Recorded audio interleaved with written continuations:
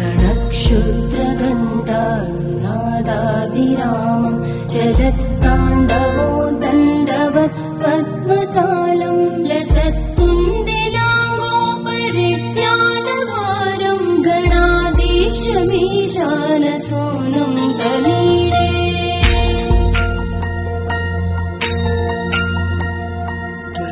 त्वं सवीणालयोलासिवक्त्रं स्फुरच्चण्डदण्डोलसत्तेजपूरं गलत्तर्पसौगन्ध्यलोलालिपालं गणाधीशमीशानसूनुं तमीडे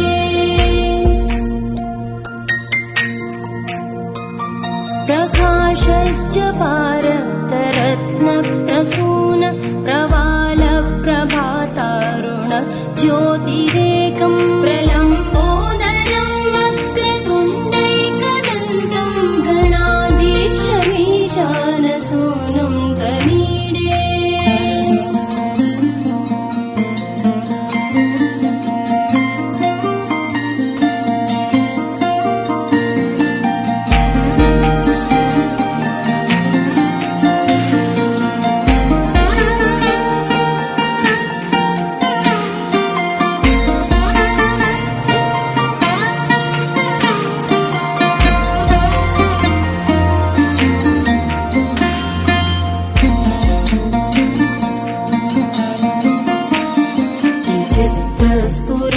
स्फुरद्रत्नमाला किरीटं किरीटोलसच्चन्द्ररेखा विभूषं विभूषैकभूषं भवत्वं सहेतुं गणाधीशमीशानसूनुं तमीडे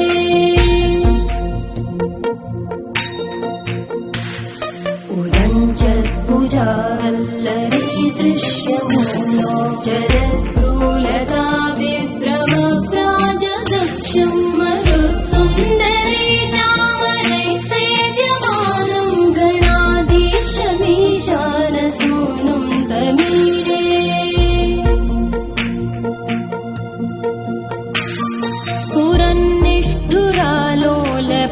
स्फुरन्निष्ठुरालोलपिङ्गाक्षितारं कृपाकोमलोदारलीलावतारं कलाबिन्दुगं गीयते योगिवर्ये गणाधीशमीशानसूनुं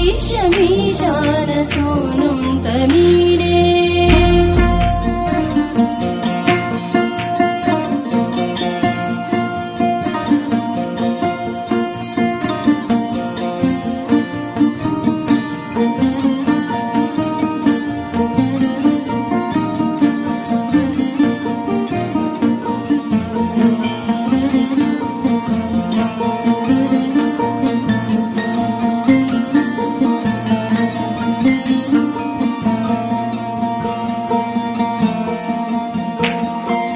यमेकाक्षरं निर्मलं निर्विकल्पं गुणातीतमानन्दमाकारशून्यं परं पारमोङ्कारमाज्ञाय गर्भं वदन्ति प्रगल्भं पुराणं तमीडे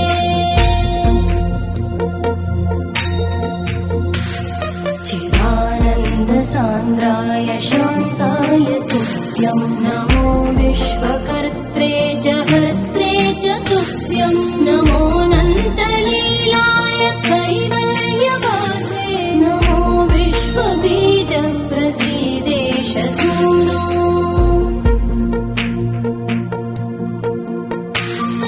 इमं सुस्तवं प्रातरुत्थाय भक्त्या पठेद्यस्तु मर्त्यो लभेत् सर्वकामान् गणेशप्रसादेन सिद्ध्यन्ति वाचो गणेशे विभो दुर्लभं किं प्रसन्ने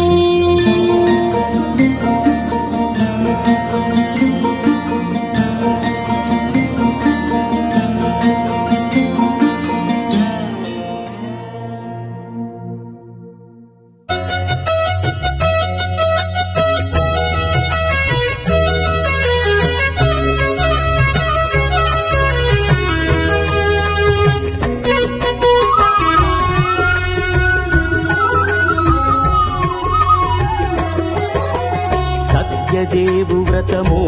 శుభము సర్వ పాపహరము దివ్యము.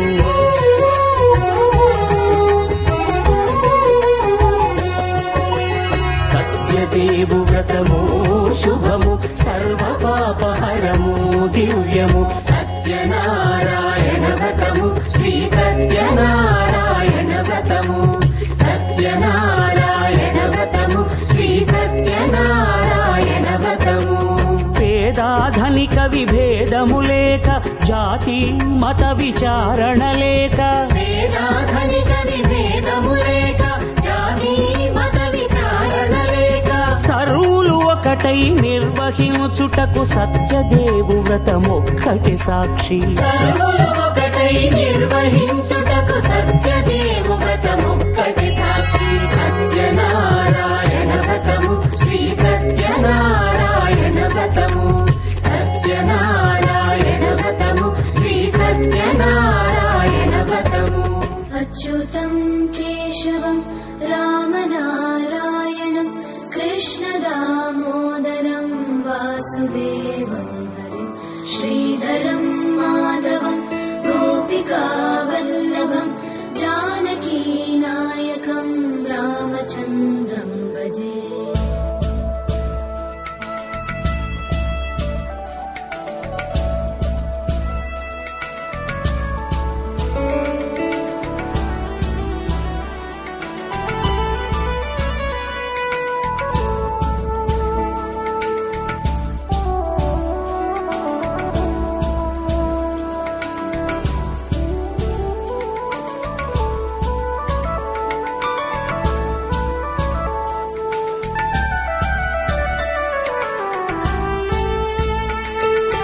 అచ్యుతం కేశవం సత్యవామాధవం మాధవం శ్రీధరం రాధికారాధితం ఇందిరామందిరం చేతసా సుందరం దేవకీ నందనం నందజం సందదే.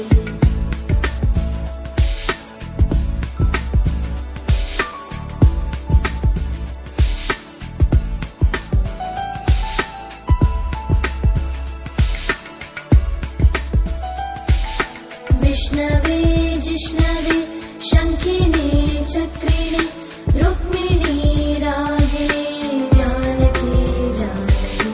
वल्लभी वल्लभा याचिता यात्मने कंसविध्वंसिने वंशिने ते नमः.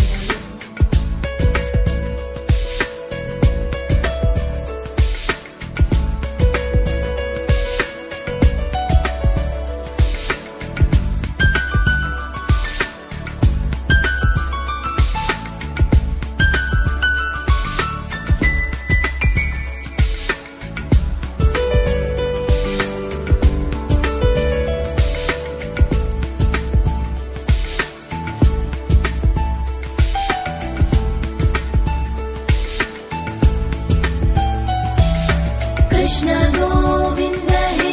राम नारायण श्रीपते वासुदेवाजित श्रीनिधे अच्युतानन्द हे माधवादोक्षज द्वारकानायक द्रौपदी रक्षक.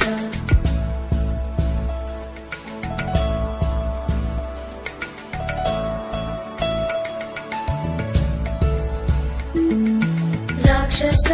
शोभित सीतया शोभितो दण्डकारण्यभू पुण्यता कारण लक्ष्मणेनान्वितो वानरै सेवितो अगस्त्य सम्पूजितो राघव पातु माम्.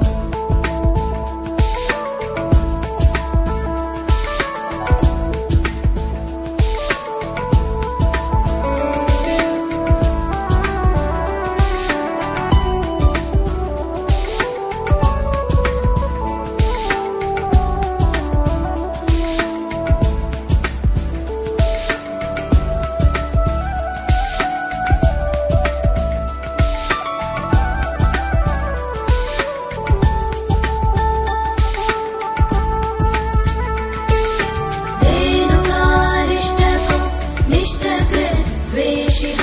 केशिः कंसहृत् वंशिका वादक पूतना कोपक सूरदा केलनो बालगोपालक पातु मां सर्वदा।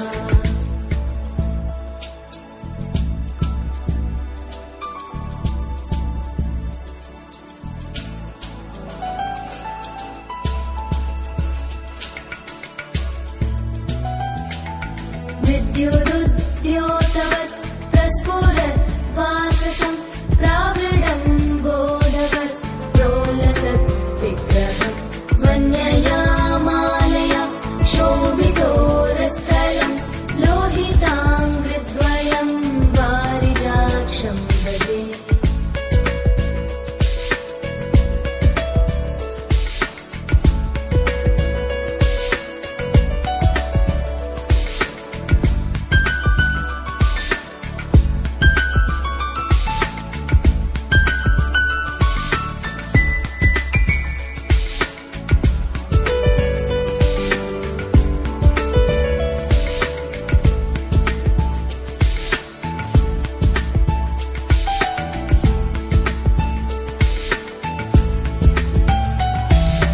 कुञ्चितै कुन्तलै राजमानाननं रत्नमौलिं लसत् कुण्डलं गण्डयो हारकेयूरकं कङ्कणप्रोज्ज्वलं किङ्किणी मञ्जुलं श्यामलं तं भजे।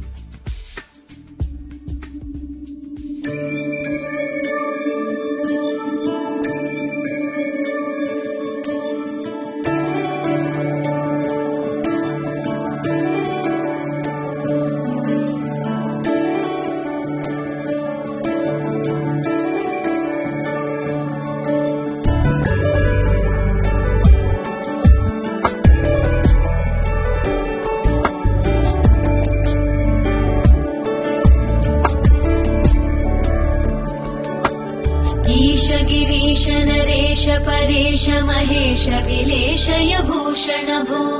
साम्ब सदाशिव शम्भो शङ्कर शरणं मे तव चरणयुगम्।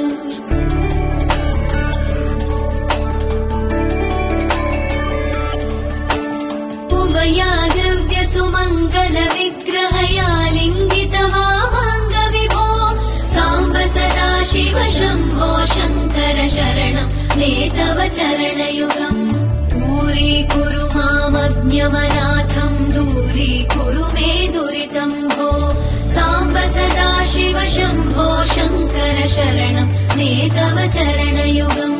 शिवाय नमः शिवाय नमः शिवाय नमः नमः शिवाय शिवाय नमः शिवाय नमः शिवाय नमः नमः शिवाय।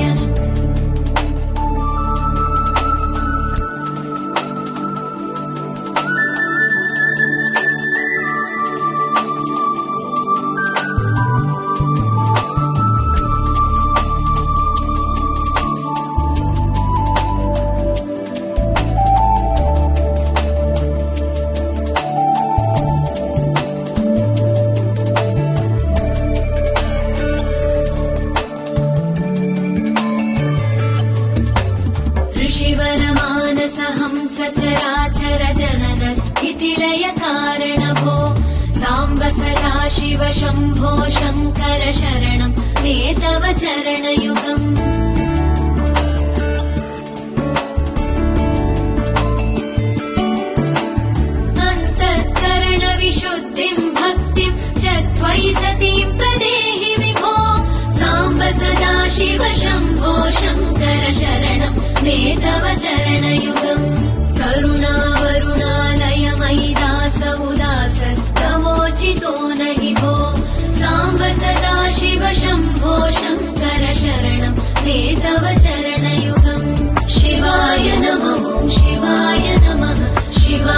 नमः ॐ नमः शिवाय शिवाय नमः ॐ शिवाय नमः शिवाय नमः ॐ नमः शिवाय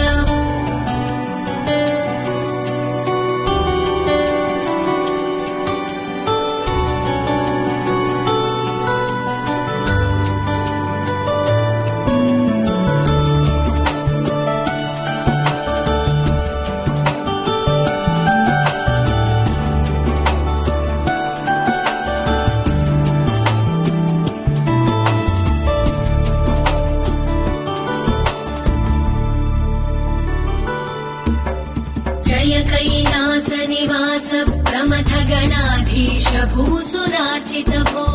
साम्ब सदा शिव शम्भो शङ्कर शरणं मे तव चरणयुगम्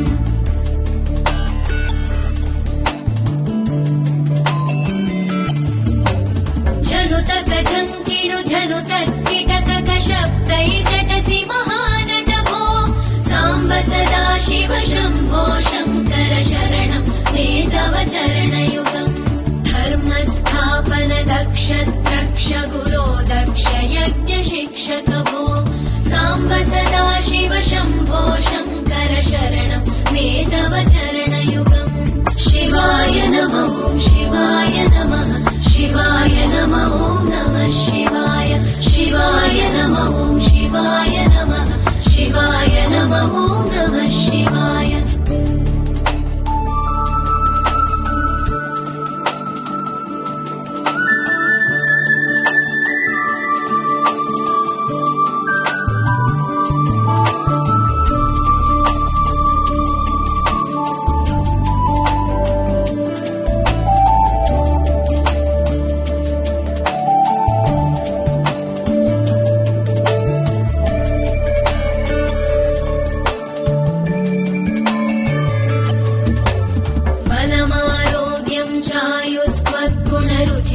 चिरं प्रदेहि विभो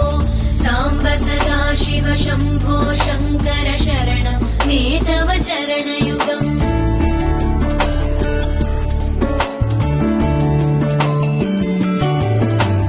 भगवन् भर्ग भयापह भूतपते भूतिभूषिताङ्ग विभो साम्ब सदा शिव शम्भो शङ्कर शरणं मे तव चरणयुगम् सर्वदेव सर्वात्म सर्वदा दुर्गत गर्वहरण विभो साम्ब सदा शिव शम्भो शङ्कर शरणं मे तव चरणयुगम् शिवाय नमः ॐ शिवाय नमः शिवाय नमः ॐ नमः शिवाय शिवाय नमः ॐ शिवाय नमः शिवाय नमः ॐ नमः शिवाय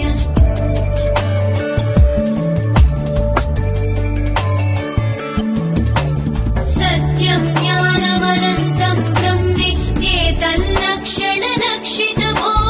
साम्ब सदा शिव शम्भो शङ्कर शरणं मे तव चरणयुगम् हा हा हू हू मुखसुरगायक गीता वदानपत्य विभो साम्ब सदा शिव शम्भो शङ्कर शरणं मे तव चरणयुगम् शिवाय नमः ॐ शिवाय नमः शिवाय नमः ॐ नमः शिवाय शिवाय नमः ॐ शिवाय नमः शिवाय नमः ॐ नमः शिवाय शिवाय नमः ॐ शिवाय नमः शिवाय नमः ॐ नमः शिवाय शिवाय नमः ॐ शिवाय नमः शिवाय नमः ॐ नमः शिवाय शिवाय नमः ॐ शिवाय नमः शिवाय नमः ॐ नमः शिवाय शिवाय नमः ॐ शिवाय नमः शिवाय नमः ॐ नमः शिवाय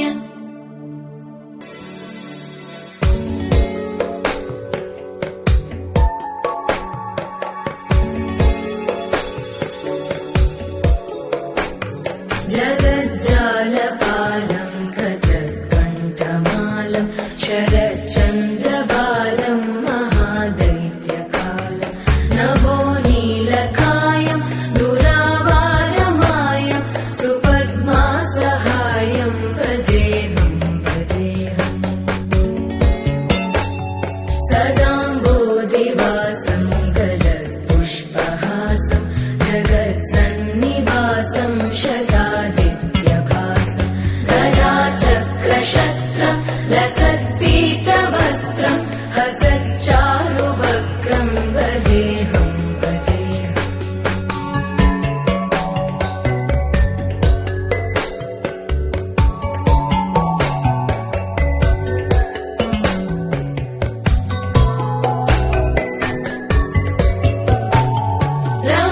रमाकण्ठहारं श्रुतिभ्रातसारं जलान्तर्विहारं धराभारहारं चिदानन्दरूपं मनोज्ञस्वरूपं धृतानेकरूपं भजेऽहं भजेऽहम् जराजन्महीनं परानन्दपीनं समाधानलीनं सदैवानदीनं जगज्जन्महेतुं सुरानीकहेतुं त्रिलोकैकसेतुं भजेऽहं भजेऽहम्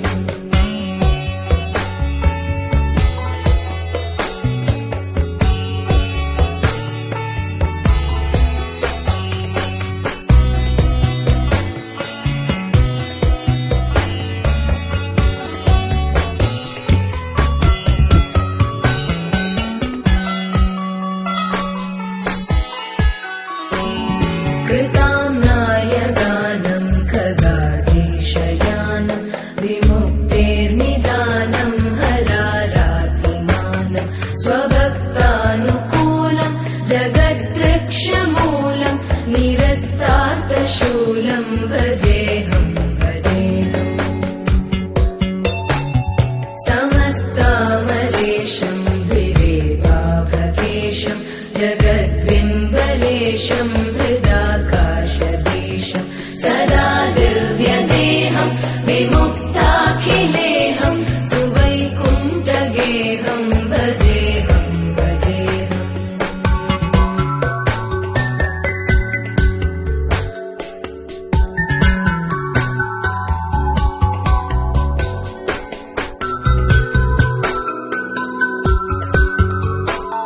सुराली बलिष्ठं त्रिलोकी वरिष्ठं गुरूणां गरिष्ठं स्वरूपैकनिष्ठं सदा युद्धधीरं महावीरधीरं भवाम्भोधिधीरं भजेऽहं भजेऽहम् रमावामभागं तलानग्ननागं कृताधीनयागं गतारागरागं मुनीन्द्रैः सुगीतं सुरैः सम्परीतं गुणौघैरतीतं भजेऽहं भजेऽहम्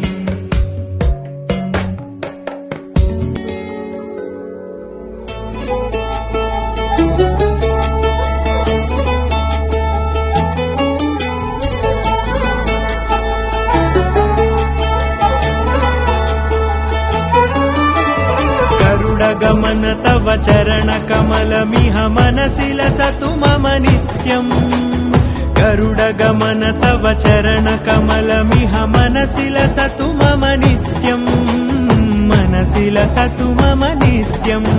मम तापमपाकुरुदेव मम पापमपाकुरुदेव मम तापमपाकुरुदेव मम पापमपाकुरुदेव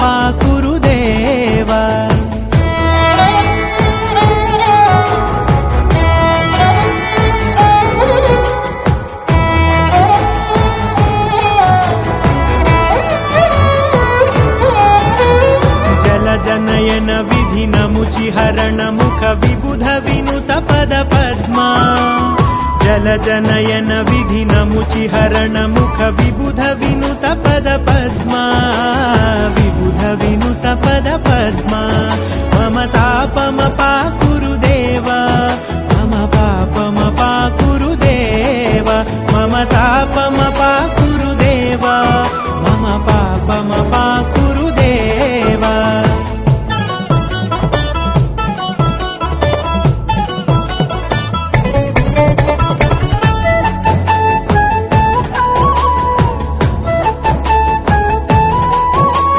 भुजगशयन भव मदन जनक मम जनन मरण भयहारी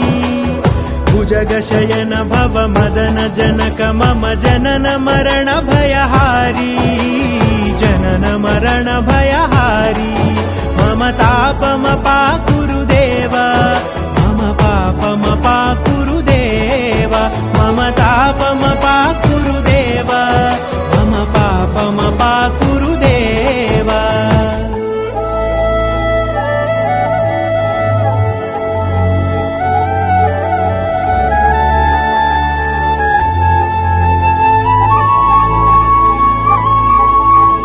शङ्खचक्रधर दुष्टदैत्यहर सर्वलोकशरणा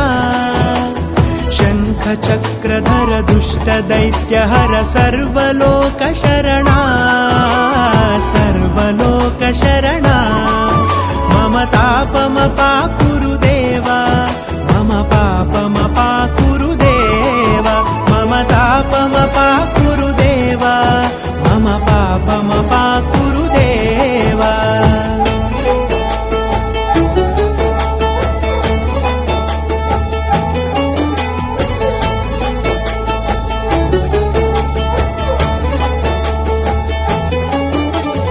अगणित गुणगण अशरण शरणद विदलित सुररिपुजाला अगणित गुणगण अशरण शरणद विदलित सुररिपुजाला विदलित सुररिपुजाला मम तापमपाकुरु देव मम पापमपाकुरु देव मम तापमपाकुरु देव मम पापमपाकुरु देव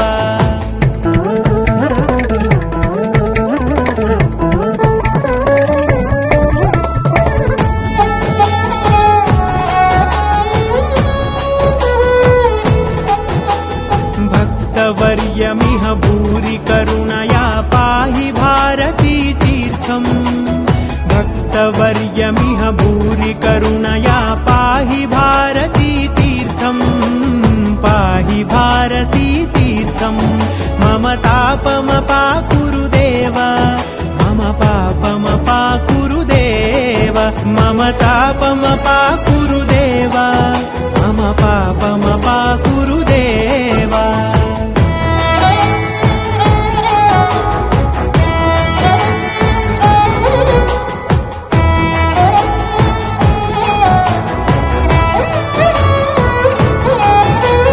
गरुडगमन तव चरणकमलमिह मनसि लसतु मम नित्यम्